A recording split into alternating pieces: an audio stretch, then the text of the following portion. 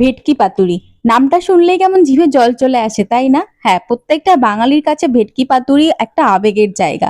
কিছু কিছু মানুষ অবশ্যই আছে যাদের ভেটকি মাছ পছন্দ না, বা ভেটকি মাছ পছন্দ হলেও ভেটকি পাতুরি পছন্দ না।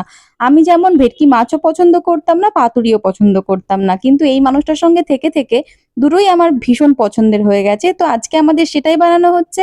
আর আজকের এই পাতুরিটা ইমন নিজে হাতেই বানাচ্ছে। এটাও বলে দিই, বিয়ে বাড়ির স্টাইলে ঠিক যেভাবে ভেটকি পাতুরি বানানো হয় আজকে সেইভাবেই বানানো হচ্ছে। যে যে ইনগ্রিডিয়েন্টস গুলো বিয়ে বাড়িতে ইউজ করা হয় সেইগুলো ইউজ করা হচ্ছে। তো পাতুরির পুরো প্রসেসটা তো তোমাদের সঙ্গে শেয়ার করেই দিলাম। এবার কি কি ইউজ করা হয়েছে, ইনগ্রিডিয়েন্টস গুলো কি কি ছিল সেগুলো শুনে নাও ওর মুখ থেকে। তোমার ম্যারিনেশন হয়ে গেছে, মানে গ্রেভিটা রেডি হয়ে গেছে? রেসিপিটা বলে দাও। ওই তো সাদা শস্যের পরিমাণটা একটু বেশি আর কালো শস্যের পরিমাণটা একটু কম। ওটা একটা মিক্সার গ্রাইন্ডারে নিতে হবে, আর দুটো লঙ্কা আর একটু নুন দিয়ে দেবেন যাতে তেতো না হয়।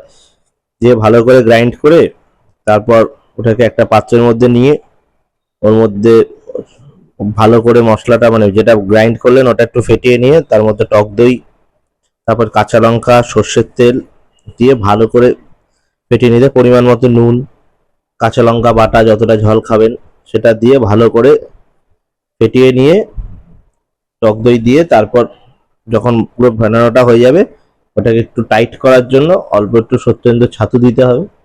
দিয়ে ভালো করে ফেটিয়ে মাছটা দিয়ে ম্যারিনেট করে রাখলেই পরে কলা পাতায় মুড়িয়ে দিলেই হয়ে যাবে, ভাপলে নিলে বা ভেজে নিলে। এই হচ্ছে মাছের পিসগুলো, আর এগুলো এখন ম্যারিনেট করে 2 ঘন্টা মতো রেখে দিতে হবে। অত রাখতাম 1 ঘন্টা, 1 ঘন্টা মতো রেখে অল্প, দিতে হবে। যেরকম কোয়ান্টিটি সেই অনুযায়ী রাখ। ব্যাস, তাহলে এটাকে রেখে দাও। এবার আমাদের এইগুলোকে কলা পাতায় মোড়া হবে স্টিমের জন্য। একটা করে লঙ্কা আর একটুখানি সর্ষের তেল যাবে উপরে। না, সরষের তেল দিয়ে দিলাম তো। ও, এবার এটাকে মোড়া হবে।